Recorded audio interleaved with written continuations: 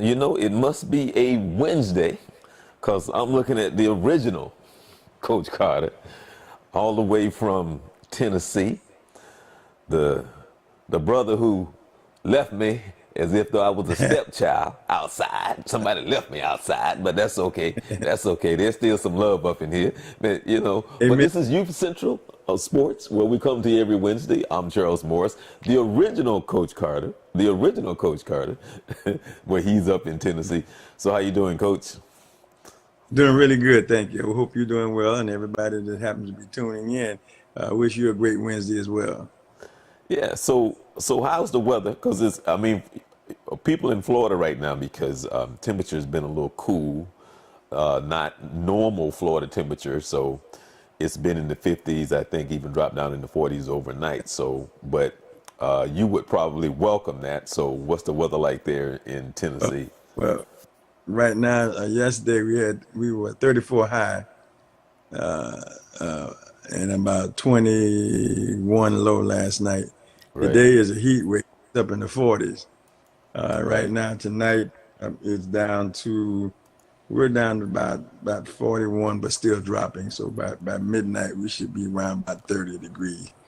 And we were hoping for snow. Got a little forecast maybe this weekend and a couple of days next week. So we'll wait and see. Haven't had any snow so far this year, which is a little bit unusual, but could have some coming up soon. You, you know, it's funny because I always tell the story. I actually just posted some pictures about 3 or 4 days ago, and some of those pictures from when I was going to school up north, and you see me in the snow. Hmm. And I try to tell people, because, you know, when you try to tell people, and this is the honest truth, Vince, the temperature got up to about 32 degrees. And I was outside with something like this on. Man, it felt so good. I can't even begin to tell you how good 32 degrees felt. I was outside. I was like this right here, had on a little something like this right here that I have on now.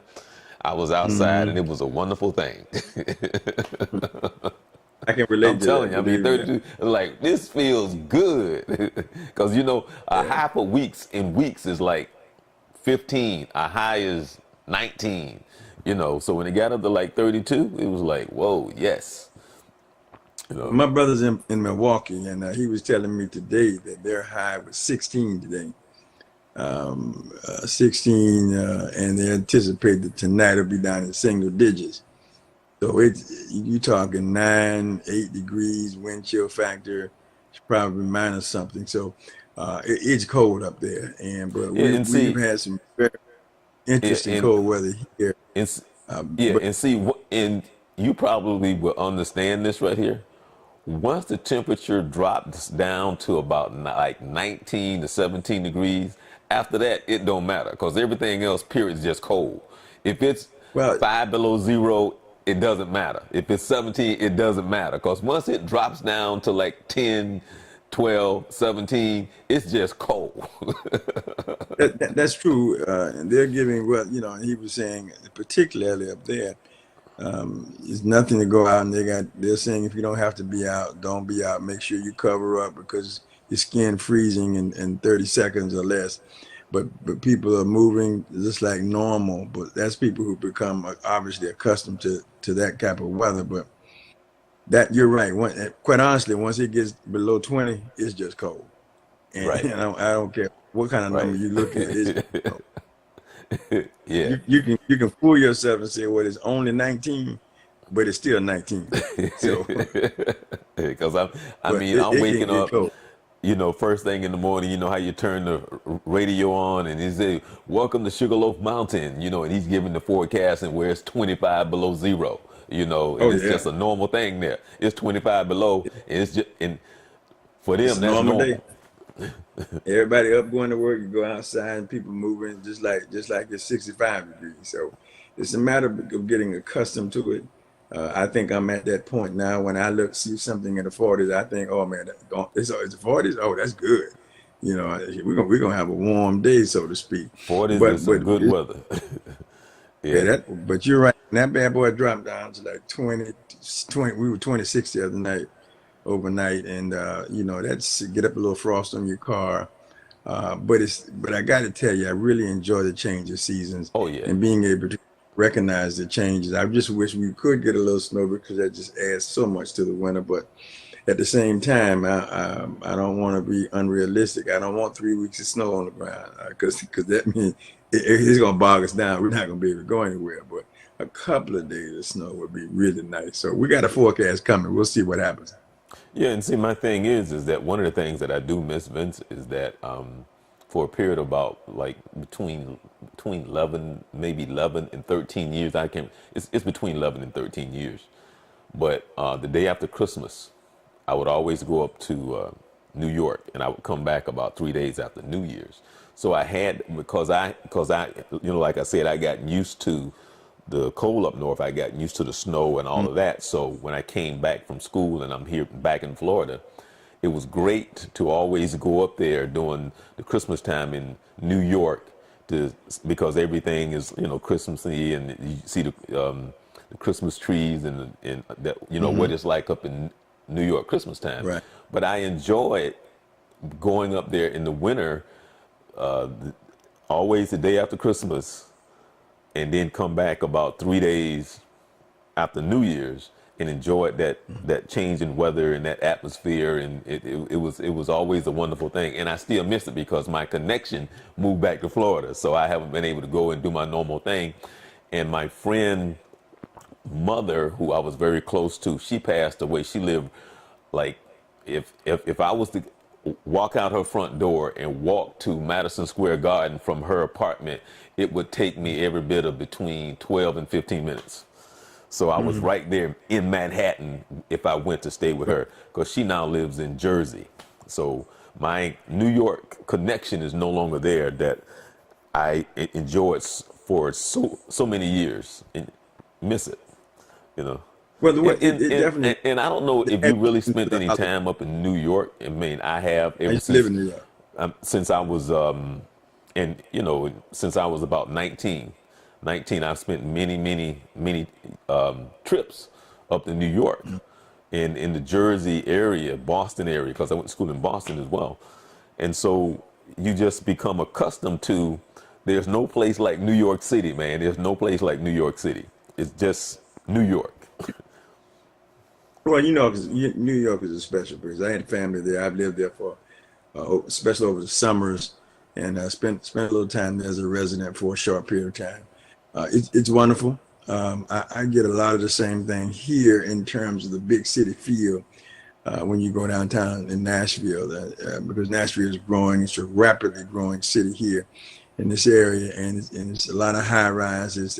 It's something about the winter in a major city that's a little bit different than out in the country or out in the suburbs. I mean, that wind coming, that hawk turning that corner on them high rise buildings, whole different experience.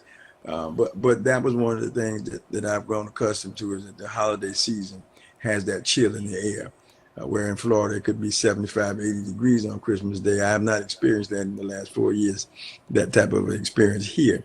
You definitely put a chill, everybody celebrates a lot of lights, a lot of holiday festivities, and a lot of stuff that they do in the area, but it's just the temperature just adds so much to it and it Right. gives you that holiday feel. So that's one. So I read and I spent some time in New York, spent some time overseas in Europe as well, to understand, what that weather does. So I get it, and I love it. I actually do enjoy it.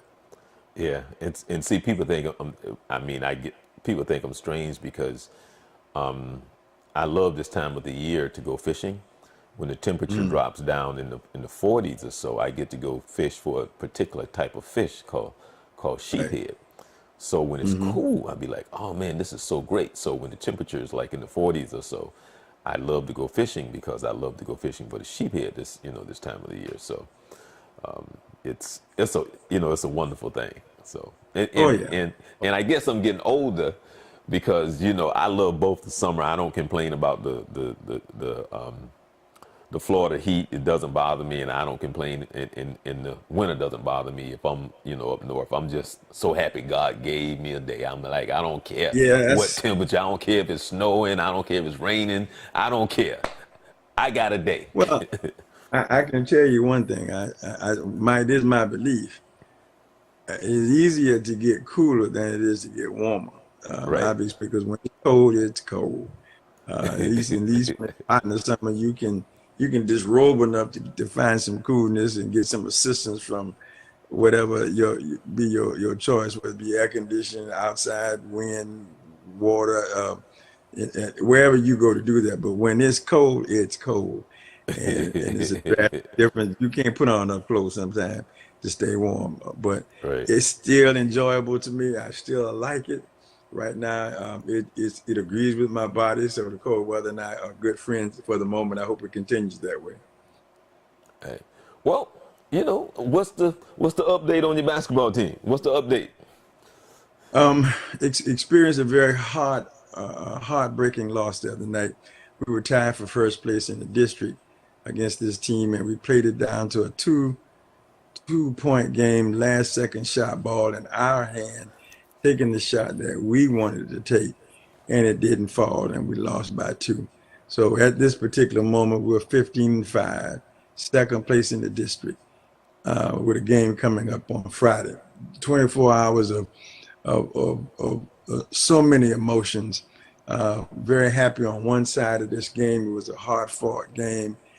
Game plan was from a defensive side. We stopped the guy who's been averaging 35 plus a game. He had 6 points, and we really kept them under their average. For my defensive effort, our offensive effort came up a little short. We made a couple of plays offensively. We got what we wanted. We got the looks we wanted to have, got the shots we wanted to have. Unfortunately, they didn't fall. So you walk away with mixed emotions. Kids were heartbroken. Obviously, great chance to be number one in the district. Put them behind us, increase our record. But we are live to play another day. Resiliency is the word of the day.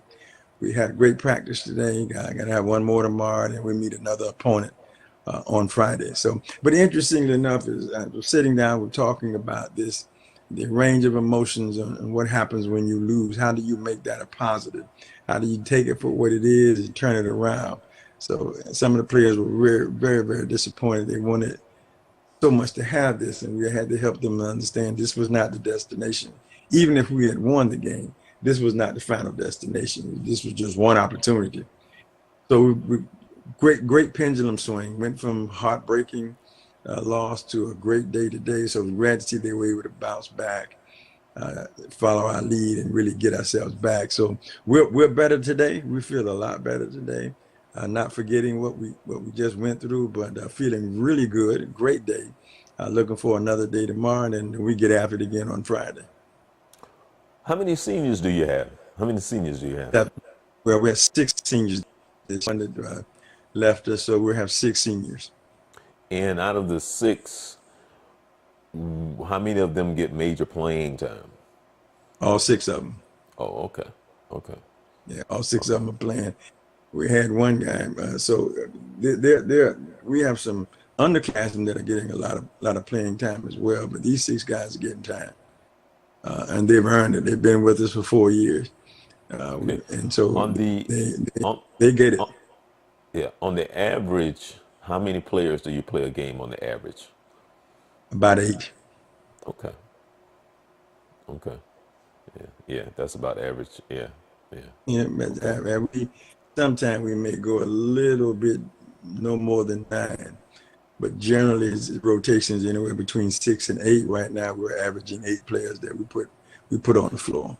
What's your tallest player? How tall is your tallest player? He's about 6'6". Six Has six. really had. He's the kind of kid that you look at and you say, man, it's amazing what he's done. He had a heck of a transformation over the summer, and really, really got his body in great shape, but his skill level just kicked it up another level. And so he's playing. He's not a true big. He's not a true post player, but he's dangerous down in that post area, down and around anywhere around that block. He is able to go out and cover out on the perimeter as well. So we're very blessed to have him. Love his development. Great, one of our captains. Really gets out there and gives us strong leadership on the floor. Let me ask you the impossible question. Hmm. Do you think we'll ever see a big man again? Yes, I do. I do think it's going to happen. He'll be different. Obviously, the game has evolved, and some of the available opportunities of the game, you won't see that old-fashioned big guy, in my opinion, but you'll see some more back to the basket guys. But they'll be able to turn around and face the basket. They'll be able to get out and get on the perimeter and cover, and they'll be shooting very confidently and effectively 12 to 15 foot jump shots. You see at some colleges that have bigs that are able to do that. Now some colleges look for that. That big is able to do that. So I think we're going to see that big again. You are seeing some of that now. But the old-fashioned big, if you will, who is just limited to round the basket, I think that player has evolved past that. But any player that can handle that ball around that block area and score will be valuable to you. You know, one of the things that we didn't talk about, we recently talked about John Wooden in UCLA and how we grew up and how Hmm. the moment you said anything about college basketball, you know, UCLA was like the first thing that came to mind. But we didn't talk about the Oh, firing of Steve Alford. You know, we didn't. You know, they, um, you know, they. I mean, I think they was somewhere around 500 this year. Had have you been following the Bruins over the last few years? I have off and on, but more so even this year and last year. I followed them a little bit more this year, and particularly after they fired him, I really became a little bit more sensitive to what they were doing. Generally, though, I think most people would say that if they fired them with that kind of a record, he's either lost the locker room or he and the administration don't get along. Right. And so there's some headbutting that goes on into that. A lot of time that happens. I mean, a lot of time coaches lose the locker room, failing to lead or can't motivate, or you can't get these guys. They're not developing their players out, and sometimes it's not immediately seen that that's what's happening, but in the background it's happening. So I was a little bit surprised they didn't allow him to finish the season, similar to the guy at Green Bay. Why would you fire him in the middle of the season? Why not let him finish? But they wanted to make a transition right then, like Mike McCarthy. They wanted to do it now, and I think that's what happened with Steve Walford. They decided, hey, we're not going to wait all year to do this. We're going to do it anyway. Let's go ahead and do it right now. But I will say this: that UCLA's did respond. They played better ball. Sometimes it a new voice. Sometimes attention to different types of details, more attention to the players, a change of philosophy. Sometimes change of philosophy is just using players a different way, a different scheme of doing things, and they respond. Yeah, and see what people don't understand sometimes, Vince. When you go to a school, well, that level, You're playing if you Division go One basketball. to Michigan State, North Carolina, Duke, North Carolina State, power schools who recruit these blue chippers, and Hmm. sometimes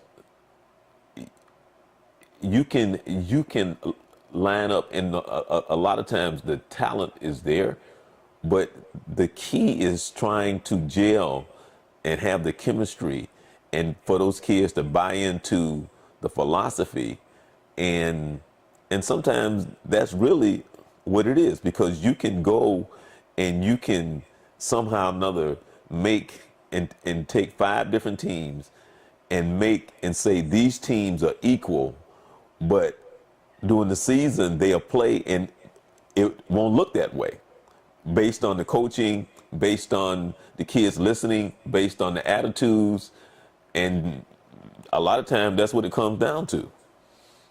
Well, I'm a big believer in relationships. I think you have to build relationships, and all the things that you mentioned just previously all kind of go into that relationship. We've got to trust each other, believe in each other. You've got to trust my leadership. I got to trust your execution. And the way we do it is how we practice, how much time we spend together till we get to know each other. And we get to understand what the coach wants to do, understand the way the coach wants us to do it. He puts us in and in style of coaching is different. Where I am now, we tend to put you in the best situation, and we let you make basketball decisions based off of this particular set. Here's the options that you have. Here's a focus. If that doesn't work, then we make a basketball play. Some situations scripted out. You go from option one, two, three, or whatever, however you do that. So style of play makes a difference. Coaching style makes a difference. But I think it all starts with behind the scenes relationships, development of players, getting players to buy in what you are saying, even if it's different from what they want and or believe. A lot of time they will buy in if you convince them it's in the best interest for them and the team. But team has to come first. Best interest of the team, and then how they can contribute to that. But I think, in my mind, and I'm 100% believer, that it starts with relationships. And you're going to have players who are going to try to conform. They're going to try to do what you want them to do. Sometimes it's not that they just can't. It's just that I got players that are better than that particular player. I got other guys that do it better. And so you go with your best group on the floor. But for me, it all starts with relationships.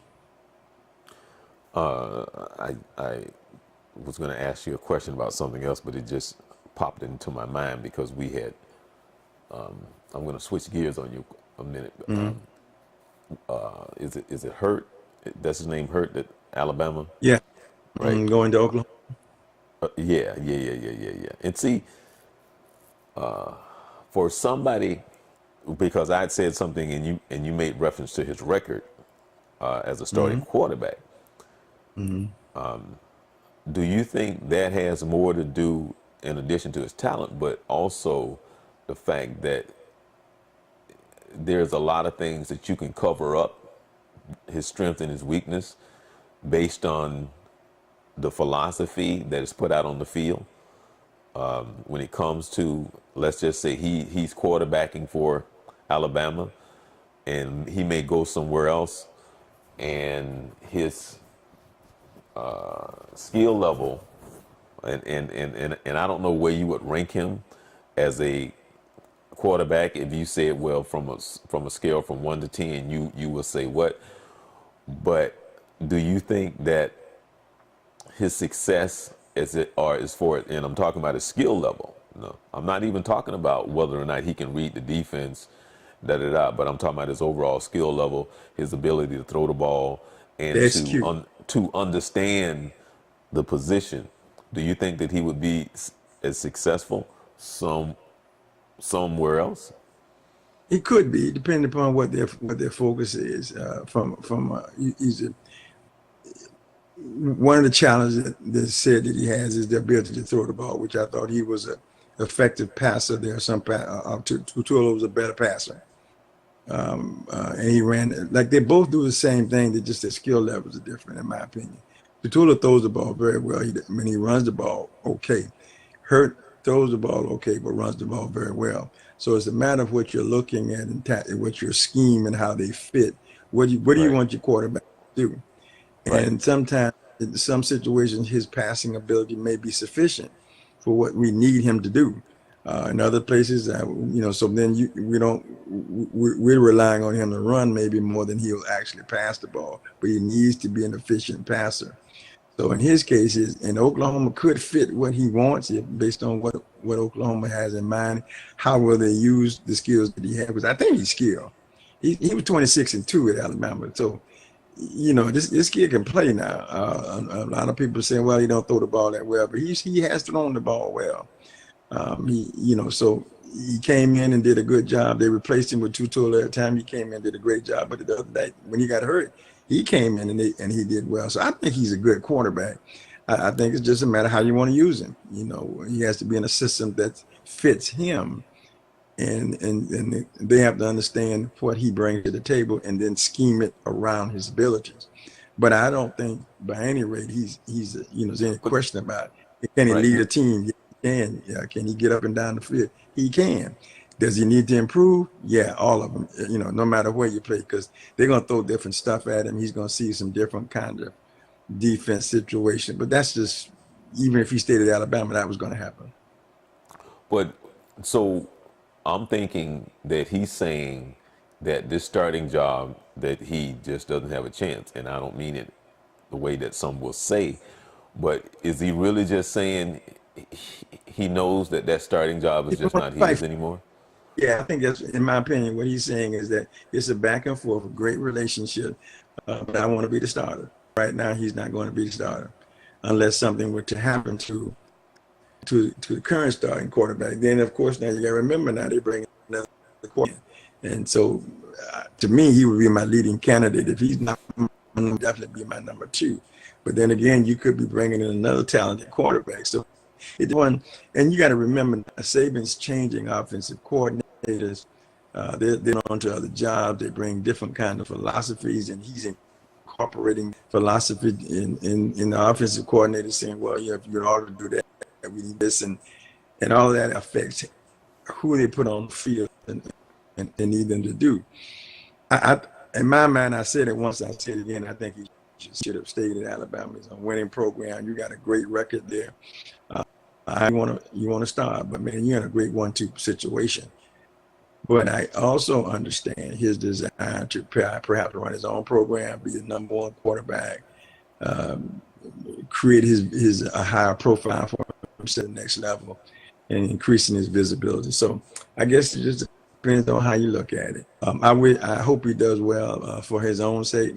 I really like him as being on the Alabama squad, but it was you, and I think there's no reason for him to stay someplace in Bruno because he's going to hurt the team, not to mention himself.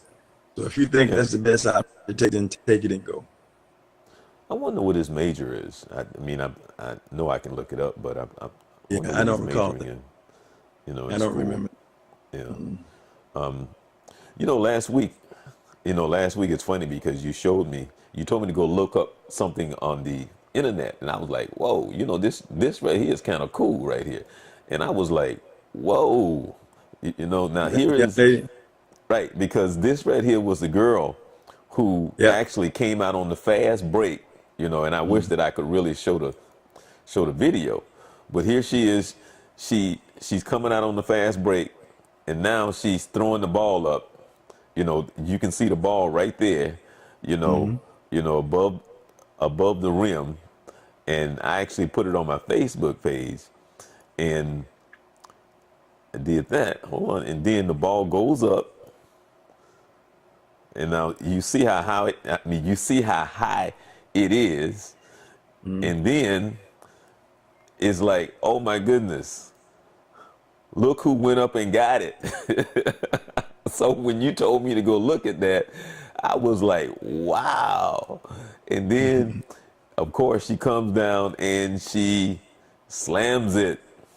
And then, you know, so as they say, she flushed it, right? So that was very, very, very, very impressive there, Vince. Yeah, You know? to me, it's testimony to, once again, how the game has evolved. Girls basketball and I've not been a big fan of girls basketball. Just really had no interest in it. But over the last few years, the way with UConn with its dominance, but still you've seen some great basketball, some very good talent. South Carolina, Notre Dame. I mean, these some girls can get out there, and Baylor. They can get out there and play some basketball. And then, we had a couple of dunks a few years ago at the collegiate level, first time ever. Now that was a high school player. So the athlete is changing. The environment of sport is just changing. The limits that we once had, they no longer have. Now, what does that come from? Well, is that genes, genetics, diet, exercise? I don't know. I think it's a combination of it all. We're producing bigger, better, faster, stronger athletes, and that's on both sides, male and female. I mean, who Right, would have thought you would have seen that? And that's at the high school level. Would you ever right. imagine? And this is not 6'9", she's not 6'10", and she got up and she did it with an awful lot of ease. There was no struggling to do that. I mean, when you get up that high, it's not by accident. That's not an accident that you got up that high. So very, very impressive. I can tell you this, Charles, that's something I've never done. Well, the thing is, I've what been around actually, Vince, all that. what what people may not know, it's more of a timing thing than anything. That play is But you more got to of a be able to lead. timing play. and you have to have good timing on that because that's really what that is. Yeah, It's a good but you timing got to be play. able to get up there too. Now, I mean, Yeah, I can give you a time chart, and we can plot it out step by step by step. But you got to be able to leap. You got to be able to get up off of your feet. And I agree, there's timing and all of that. But the first criteria, you got to be able to get up that high, and yeah, because that ball but that still but up to its actually, apex. Vince, you don't have to get up as high as people think that you can, because you can. Let's just say you jump and you're able to jump and touch the top. I mean, you can touch the rim, right? You can. Let's just say the highest that you can get up is this high over the rim.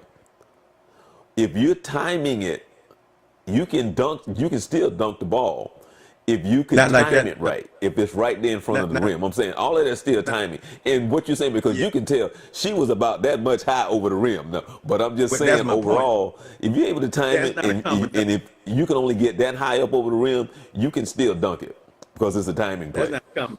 But that's not a common dunk. That's not a timing play. That's an athletic play. She just go out there, snatch that thing out the heavens and put it in the basket. But I mean, your point is true, but that's not what we were looking at. That's not one of those. She just got it over there. She timed it just right and got it right at the tip of the rim. It was sitting on the rim, and she was able to fly. No, no, no. She took that thing out the heavens and brought it down. Uh, Under control, both body and hand control on the ball. I mean, she was Right, totally under control. That's athleticism. right. Oh That's yeah, yeah. athlete, and now I could do what you were talking about. If I catch it in the right day and the body feel good, I've had a chance to stretch and the floor is right and the weather outside is good and all that. I can get up and get that, but that's not what we were looking at. That's funny. Well,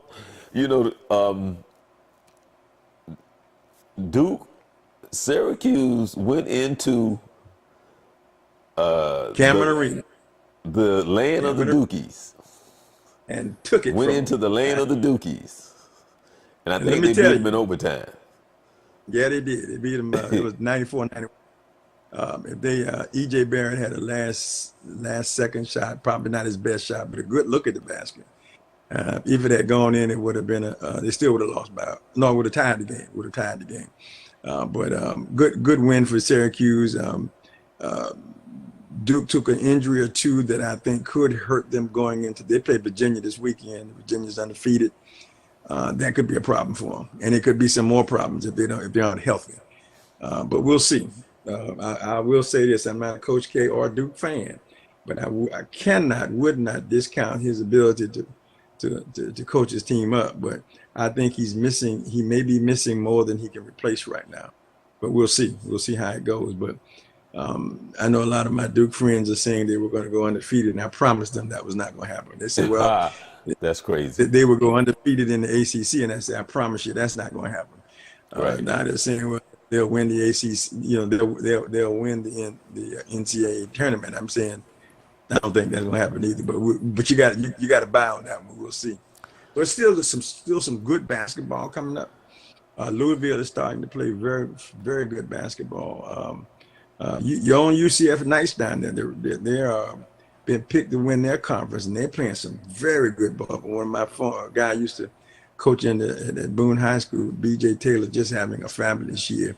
One that we had been waiting to see, hoping he would have, wishing him well every day, is playing well. Dawkins is coming in and put something out there on that floor that's very entertaining, more than entertaining that they're winning. So to me, college basketball is so exciting right now. Michigan's playing well. You got Right. Duke with all its hoopla. Kentucky is pulling itself back together. My Tar Heels took a bad loss, I thought, the other night, but came back in with a big win. So it's going to be interesting. It is. Florida State had stubbed its toe twice. They got beat by Pittsburgh, which I was somewhat surprised, but then again, coming off a loss that they had previously. But it's just college basketball is so interesting. I mean, I love to watch it. I think it's the emotion of it all. It's the rivalry of it all. How the schools get so excited. Part of the game I was involved in last night, we're two rival teams that don't really like each other. So the gym was pack, and and it's bipartisan. I mean, partisan. I mean, the atmosphere was unbelievable. I mean, every basket is celebrated, every defensive play is celebrated by one fan section or the other. That's a great basketball, and for it to be a nick and tuck tight game, physical. Had a couple of techs here. I mean, man, I mean that was good basketball. You hate that you lost, but I was glad to be involved in such a game, and so proud of the kid. I should have looked it up, but it just popped in my mind, and we probably should have talked about it a while back. But have you been following at all about Shaq's son? Have you been following that story at all Last about thing I Shaq's son? heard that he had his operation was successful. That was the last I've heard. I really have not seen much after that. That he was in recovery, doing well in recovery. The last I read, but that was like shortly after surgery itself.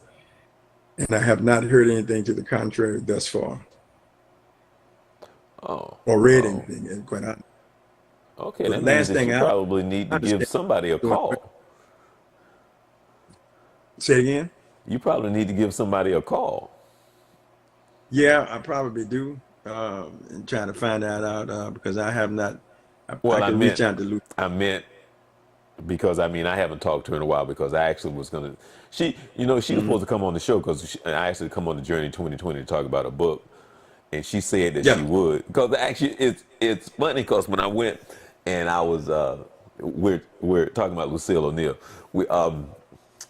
I said, you gonna come on the show and I want you to talk about your book. So the first thing she said was, "Have you read my book?" And I was like, "No." So she said, "Okay, when you come to church next Sunday, I'm gonna have the book for you." Okay, I said, "All right." So when I came to church next Sunday, she said, "It's not here. When you read this, call me, and then I'm gonna come on the show."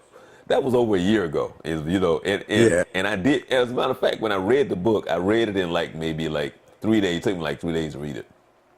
So then I called her up and said, we have a few things in common because she was talking something about her father. If you ever read the book, and I don't know if you read the book, but it was Part of something in reference to her father that I told her that we had something in common. But it. Hmm. she did say she was coming on the show. I just never followed up with her. Well, you remember she spoke at Right. the Mid Yeah. Basketball Hall of Fame, and we did, and she also did a book signing. It was interesting. I used to be it was a gentleman's club downtown Orlando. I was a member of, and she was there promoting her book one day for a luncheon book, and she and we had already known one another, but we just kind of had a chit chat about it, and we talked about it. I was trying to convince her to come and be our speaker, and what I think kind of convinced her was my plea to have her to come on. I think she finally gave in and said okay.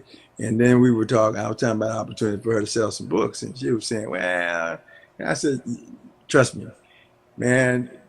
When we were doing the, the pre event outside, with the music and stuff, but they were moving books left and right. In fact, she ran out of books. She didn't believe that she would be able. She thought she'd sell a few.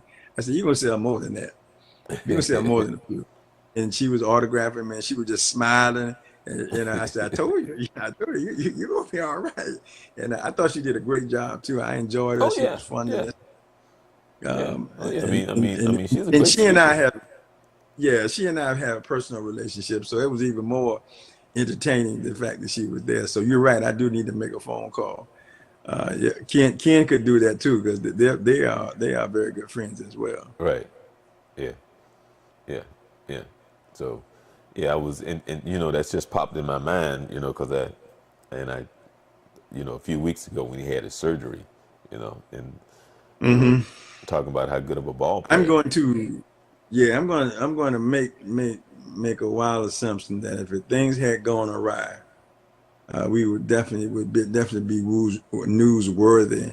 And I'm going to say because I have not seen much or anything that all is well. I did like I said, I saw one article that I read that said that he was recovery was going well.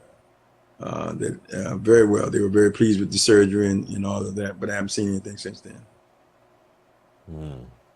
Well, I'm sitting here, and the Warriors was down at least by 15, but they down by 5 now. Hmm. New Orleans been What playing what them tough, what but Warriors gonna be all right?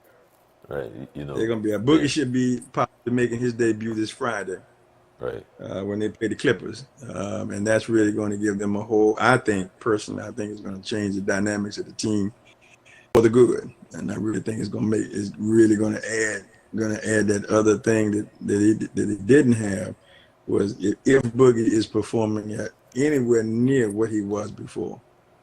I mean, just half of what he was before compared to what they're doing. It's going to be a different team.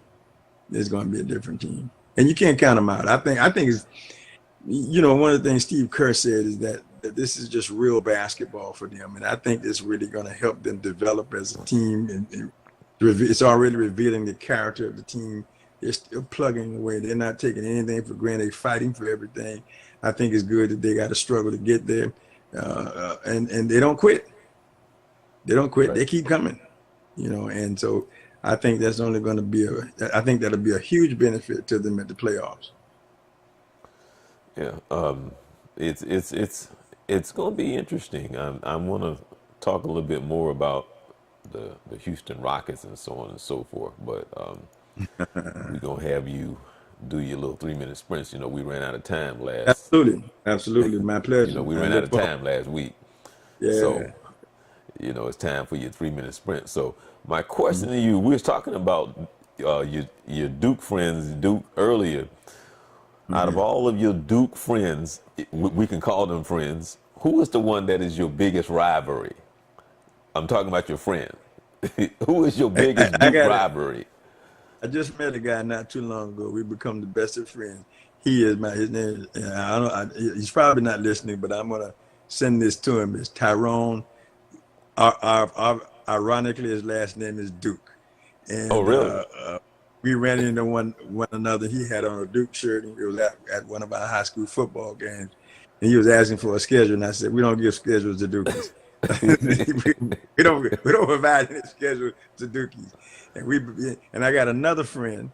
Sometime he watches the show. That's JoJo. If you're listening, yes, it's still on. We've been Carolina Duke foes for 12, 15 years, and he's out in California now, but we're still, anytime they play, I get a text from him. All right, here we go. We're getting ready to get at it. Okay. These two guys are my greatest fans, are Okay. rival fans. Has anyone ever stopped being your friend because you rooted for another team?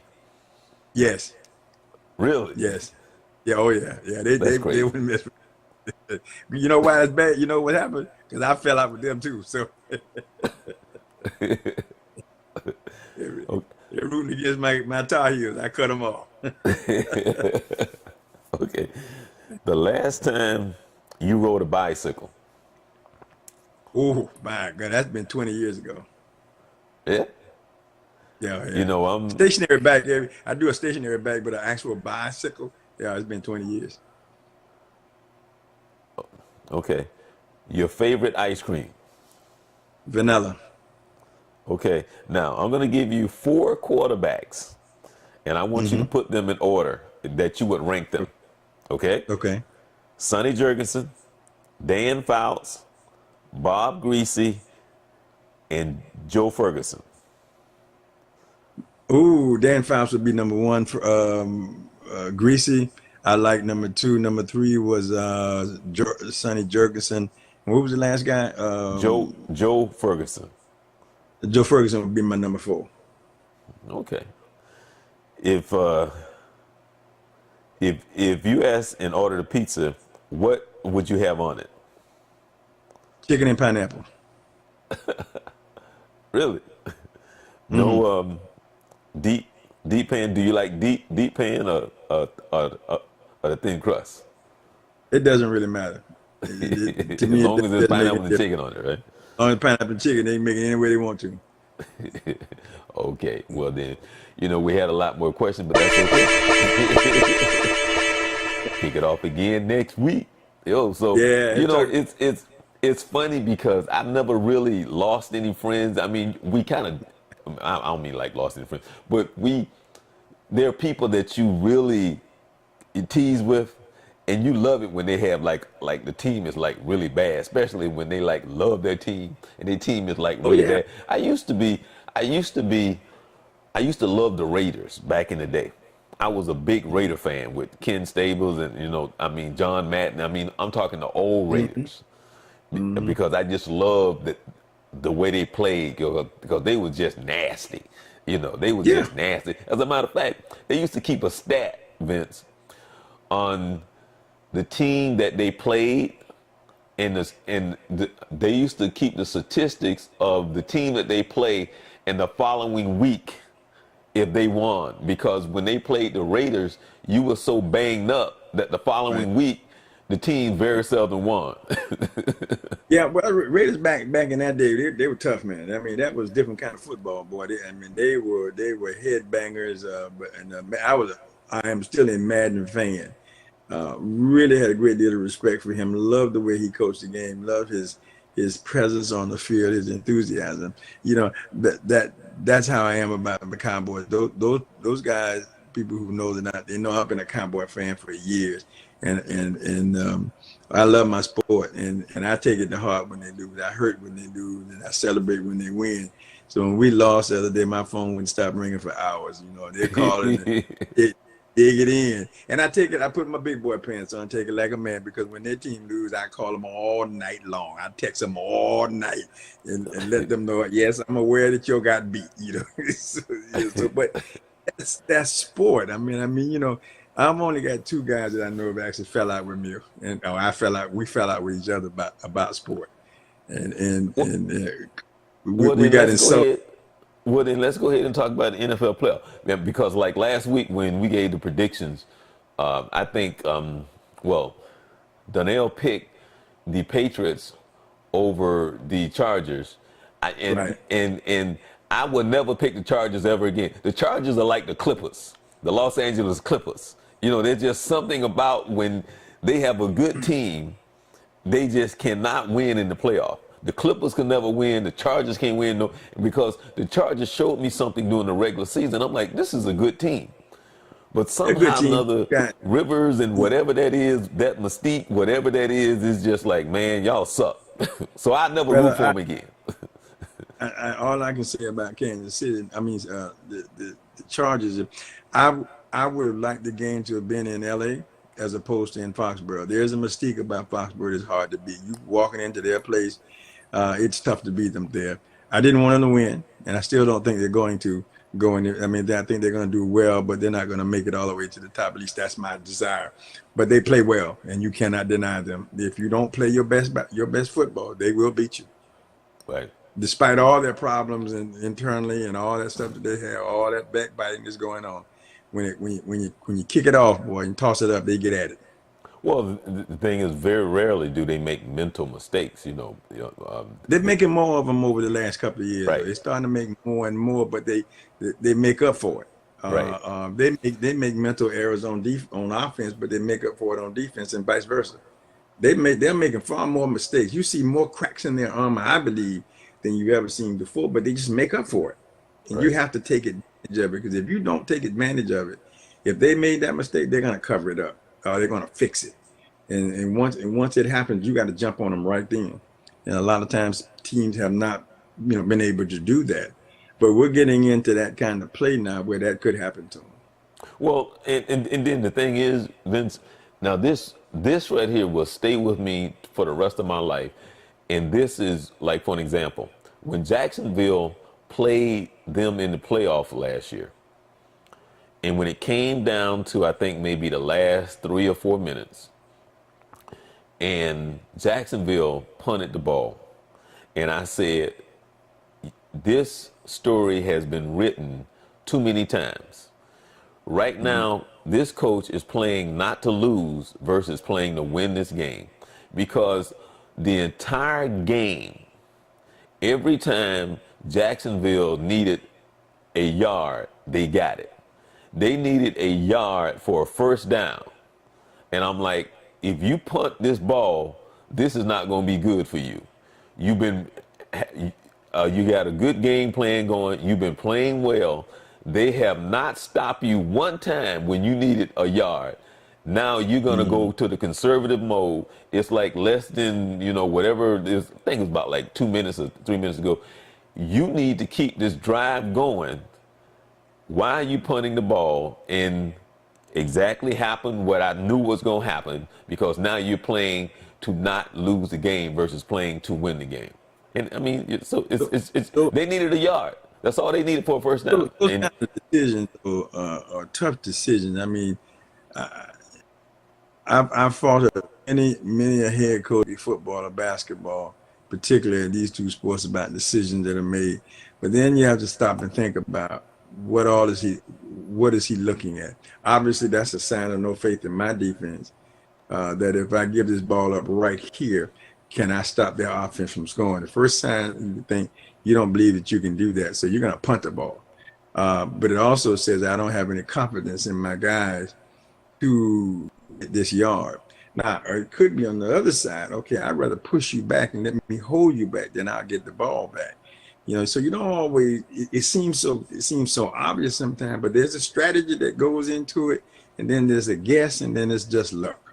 You gamble, and I mean, to me, if again, on the outside of being perfect at the game, from where I never lost a game, whether it's been football or basketball, is that I right now I'm thinking I would run for it, but you never know what he was thinking, what he was facing, what his objective was, what the strategy of it was. But looking at it from where we sit, yeah, I think given I had been able to do it, unless they saw something that said we're not going to be able to do that, and I don't want to risk it.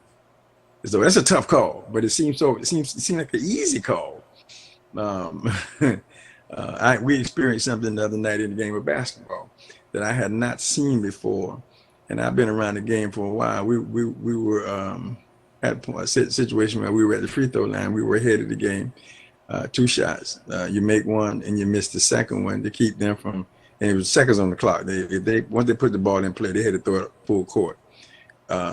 So what we did was the intention was to make the first basket, but we missed the first basket. What we were doing was shooting the ball off to the right-hand side of the ball, of the basket with a miss. And then they would make it awkward for them to turn around and throw the ball, the strategy of the game. What they were doing was stepping in the lane, causing a delay, and had to reshoot the free throw 5 times because they intentionally stepped in the lane. And that was something I had not seen before, had not experienced that as a coach. And it was a very interesting strategy, but at the end, and it's supposed to be we later discovered that from an official standpoint, it should have been a delay of game warning and then a technical foul. But anyway, we shot this shot and we missed it 5 times. On the 6th time, we dropped the basket. They get the ball in, throw it half court right to our guy.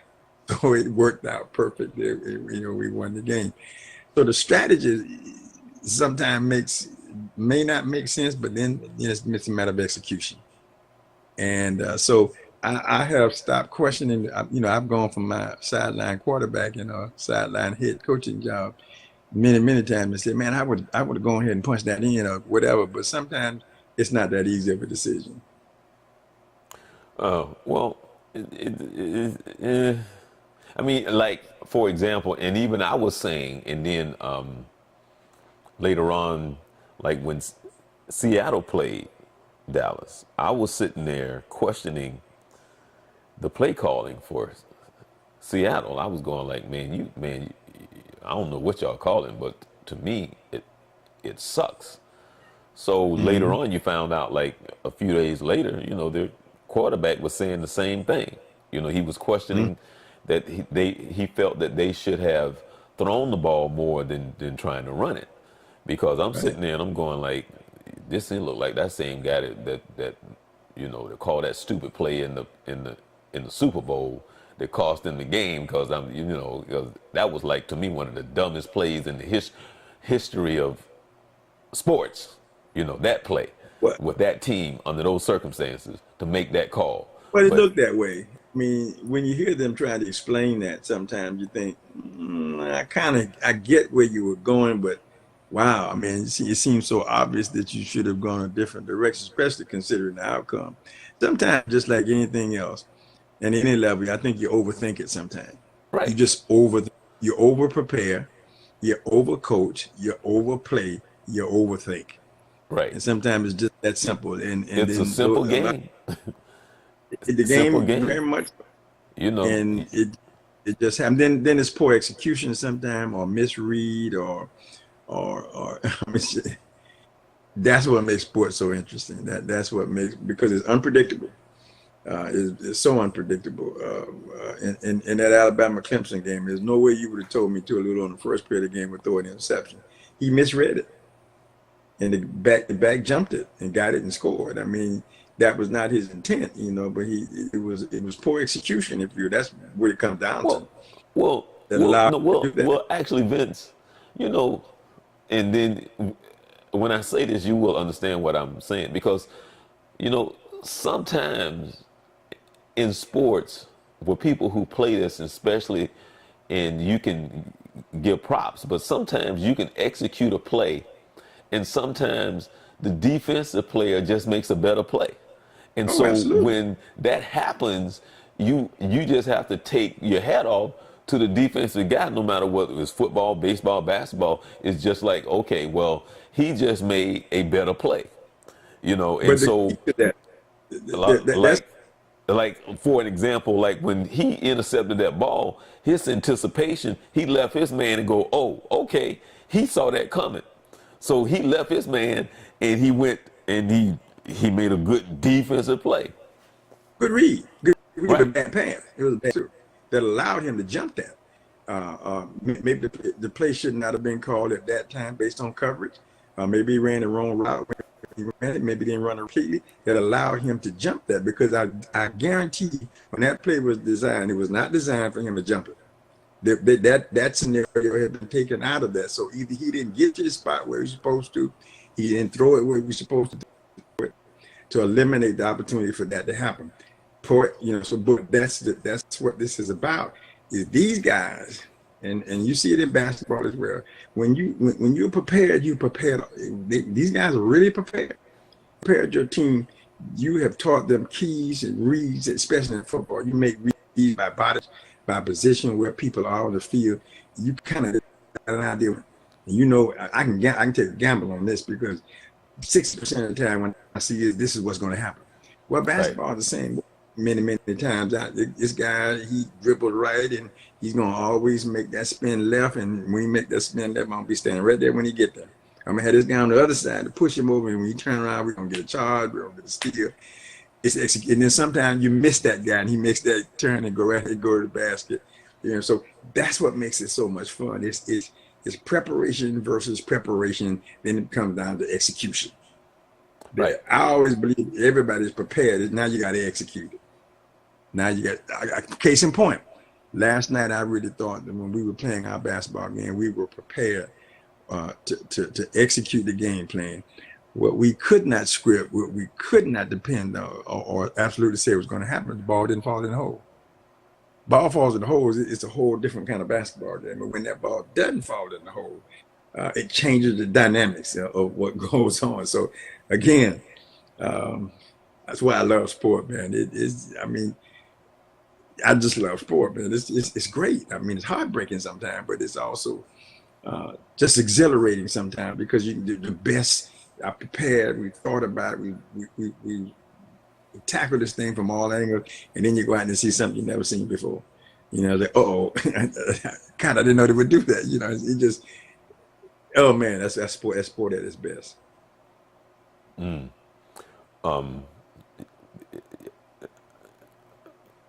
Talking about the playoffs, the one of the things that I forgot to bring up when we talked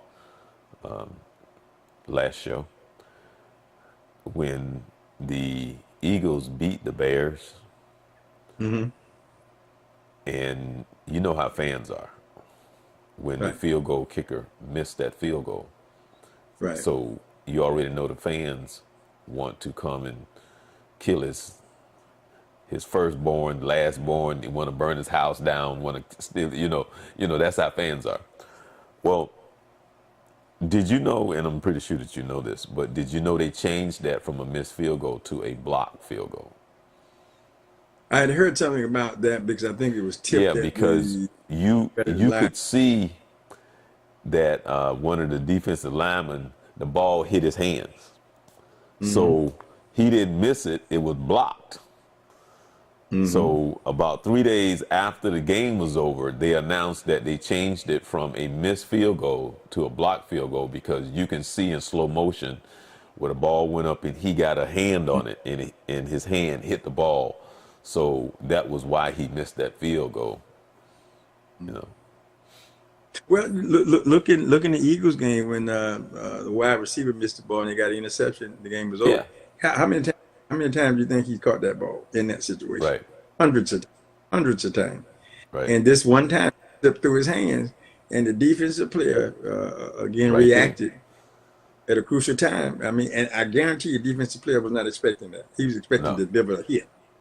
You know, that's what he thought he was going to do. He thought he was getting ready to light him up, is what he's going to try to do, and not let him get in the end zone. And that ball just slipped right through his. And this is a guy. And what I was saying to someone another day, this man get paid to catch the ball, paid very well. Has right, executed this thousands of times. One time it slipped through. You know, and that's sport, man. right. Well, that's what I try to say, Vince. But It's that's bad. always my point of why I use sports fans and all this other stuff. And that's what I was saying. It's just like sports is sports, and everything that we talk about, you're going to have good games. You're going to have bad games. You're going to have surprises. You're going to have games that are low scoring. You're going to have games that are high scoring and all of that. But then when it comes down to it, when those things happen, like when it's a blowout game, then they have to go in, they have to tweak this, they talk about this. That's just sports. And I don't, Well, it's just so crazy to me sometimes that they try to always make the game a perfect game as if though it's supposed to be entertaining to the point that it's supposed to be this every time there's a championship game. And that's not sports at all. well, that's the You and I have been anticipation. around Putting the long enough best, to put the understand when best they get into out there to play, the moment at the times and what happens, there's a lot of things going on. That's just But that's not you. sports. But that's not usual. What you're looking for is you're looking at statistics. And this is we're gonna match an offense against a defense, and the rating of this defense is very high. The rating of his offense is very. It should be a good game. Well, okay, and it should be a good game. But what you cannot calculate, you cannot anticipate is poor execution, a blown play, missed coverage. The guy slips down and falls. You know, you don't know that's going to be. You can't script that in there. And as exuberating fans, we want our team to win. We want our team to play well, and they're disappointed. And I think their emotion is what comes out first. But as a player or someone involved in the sport, the first thing I thought about when he missed that field goal is, man, I know how hard is it going to be for him to have to live with that was the difference. Now, does he feel any better because it was a block? He might. I mean, because what it says, it wasn't my fault in terms of how I executed that. That's the part of the game that's unpredictable that makes it what it is, but it's also what excites us as fans. And as fans, we aren't logic. You're talking about a logical game. That's not a fan. A Oh, fan right. doesn't take And then the thing of it is in. that Fans don't that's look at that. Fans why, don't look at the analytical side of the game, the percentages, and all. No. We look at win loss. He either win it or we lost it, and that's right, just the way fans are. right. You know. And then the But thing again, is, that's a sport. right. And That's then a the part of thing sport. is that What you it try is. to, that as a coach, you try to get them to understand everybody position is just as important as one versus Oh, two absolutely. versus three versus. Everybody has a job to do, and if you don't do your job, you don't Defeat is win. possible. So Now, Charles, I'm gonna tell you you what. I'm gonna tell you what the part of this thing that I don't like. And that is the analytics that take place after the game when everybody wants to come in and analyze what happened on the field. You want to take it, you want to break it down, you want to make excuse for it, you want to give your twist with it. An interception is an interception. Now we want to analyze why he missed the ball and went through his hand. Oh, okay. I mean, I don't know how, but they now want to assign blame and criticize and put it. And I understand you are authorities in this sport. You're former players, coaches, and stuff, and I get it. But that's where I think you overanalyze the game. It was an excellent play.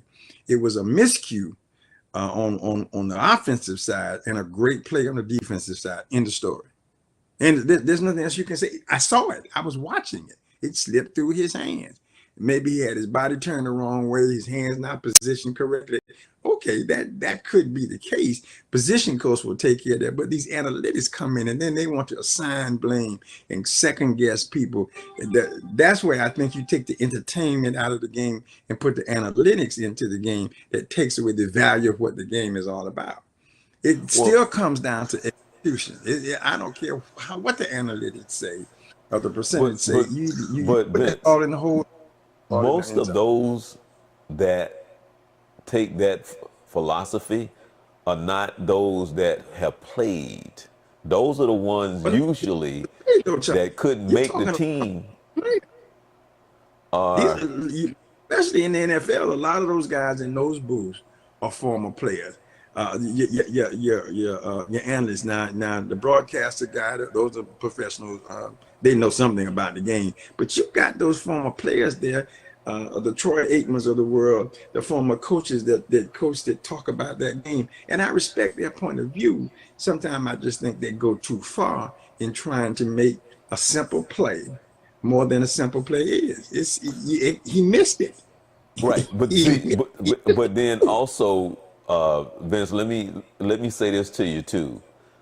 When they sit down, and I'm talking about the producers, they have this philosophy, which goes back to what I'm talking about. That philosophy comes from people who didn't play this game.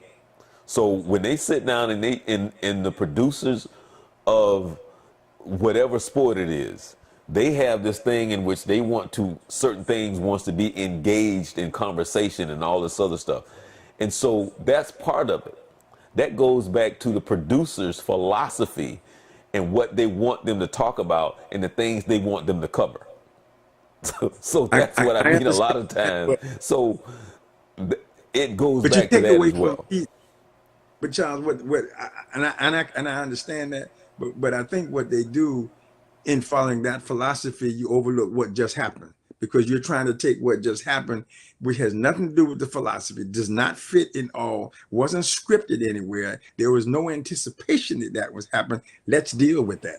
Let's not But try to fit that into a pre-production conversation But because that now you're goes trying to back script. to You the can't script. conversation You from can't script. earlier when I say a lot of times I'm saying the same thing. That's just sports. That's part of It's it. sport. But It's we sport. we we act like it's supposed to be all this other stuff than what it is. It's just sports. But That's part of the but game.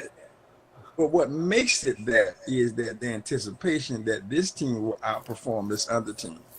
That's what in itself is too, because you look at the analytics, the win-loss record, the execution, and the percentage of how they do things, that this team should outperform this other team. But what we also say, that's why we play the game, because it doesn't, just because on paper it looks that way. Just because we sat down and talked about, well, it should go, it doesn't always go that way. That's sport. And then I want to see them talk about that as the reality of what it is. We did not anticipate this. We're shocked. Tell the truth. You didn't think that Team B could beat Team A. And then you give me all the reasons why Team A should win. But when Team B wins, you are now you give me stuff that's, in my opinion, irrelevant to the situation. They outplayed them. That's what it comes down to. Plain and simple, they got outplayed. So that pre-production meeting and how they force this on us to look at it differently, other than the fact they're looking right at the game, whether it's football or basketball or baseball or soccer, whatever it was. We just saw what happened. I don't need you to explain that to me. I'm not interested in the analytics about it. He dropped the pass, didn't make the basket, or dropped the fly ball. Plain and simple. and again, that's sport. That's what we're saying. And I guess that pre-production meeting and that whole thing sometimes to me is overdone. Well, that's That's that's one of my pet peeves. That's yeah, one of my pet that's peeves. television period. So with that being Yeah, said, yeah. That's the yeah, entertainment value. and they get crazy and again a lot of times those producers is more about the entertainment than actually Right. understanding the When sport it's about itself. airtime. But let me ask you Right. this now, child. Nobody is scripting what James Harden is doing, dropping 50 points a game. They're not talking about that in production meeting. Now, what Right. they are trying to do is make sure we cover him because he dropped 58 tonight, and I think they still lost. Okay, let's talk about the games coming up. You know, we gave the Okay. predictions of Saturday and Sunday's game. I think we got everything right except for the Chargers. We're And the going. Cowboys. Oh yeah, yeah, yeah. Well, yeah, yeah, yeah. Okay, Oh, I just wanted to make sure. Let me say this real quick. You okay. did see where you got football got Brandon Wimbush is leaving and coming to UCF. Oh yeah. Yeah, yeah, he's gonna be a knight. So that's gonna really do a great for them recruiting wise, and it's gonna change their offensive philosophy. What's his I name think he again? was at Notre Brandon Wimbush. And He was a who was he? quarterback at Notre Dame. Oh really? Yeah, he was shopping himself. And he hold on real quick here. I'm trying to see if I can find it. I just saw it a few minutes ago. I had a note to mention that yeah, he was ex Notre Dame quarterback. He's transferring to UCF. Okay. Big time player. So that's really gonna do something once again for that program, um, which I'm excited about to see that happen. So I just wanted to throw that out because it's a local situation right there in your backyard. Okay. All right. Okay. Okay. And we can find out some more information on that, and we can talk about it Yeah. next show. Hmm. Sunday's game. We're down to the final four. The final Hmm. four. You the the Saints and the Rams. I'm taking the Saints, That's a tough pick for me. Wow. and they're playing in New Orleans. I think they're playing in New Orleans. Yeah. Yeah. Yeah. Yeah. Yeah. You know what? Even though I would like the Saints to win. I want them to win, but I'm going to go ahead and pick the Rams on that one. I don't know why, but I'm just Okay. going to say, okay, the Rams going to win. I'm picking Well, out, the and Rams are I definitely want the Chiefs to win. So I'm not picking no without a doubt. Patriots. Yeah, I'm an Andy Reid fan, and I really would like to see Andy get this opportunity. I don't buy the philosophy that the Patriots have won enough. It's time for somebody else to win. That's not my philosophy. I want the Chiefs to beat them and take that opportunity from them. And, Right. and if what's name can win again, go for it. But I think the Chiefs will win that game. I heard that the temperature is supposed to be about 25, 20, no, no, no, no. Yeah, about between 30 and 25 degrees. Um, that's gonna Well, make it tough, but still got to play the game. right. Kansas City will be ready. Kansas City will be ready. They fortunately they play in some cold temperatures. Probably not that cold, but the fact that they have played in cold weather and they come from a climate that has that a temperature where it gets a little cold out that way, I guess is going to be to their benefit. But it doesn't really matter. You want to win, you have to buckle down if you have to play it in the snow. Okay. All right. Well, we'll get a chance to talk about it next Yeah, Wednesday, looking forward and then we'll to that. get a Be chance to very, talk about the Super Bowl. You know. yeah, looking forward. That could be All right, very man. interesting. Well, See how that plays. you make sure you make that phone call to Miss Lucille I will O'Neill. I know definitely she give would them. love to hear from you. Yes, it's been a while since we've had a chance to speak, and I going to have to do some apologizing, but I will do that and find out how's our grandson doing. Okay. All right. With that being said, we want to tell everyone to enjoy the rest of your week. Blessings to everyone. And again, Yes. this is Youth Central Sports, the original Coach Carter with Charles Morse. Enjoy the rest of your week.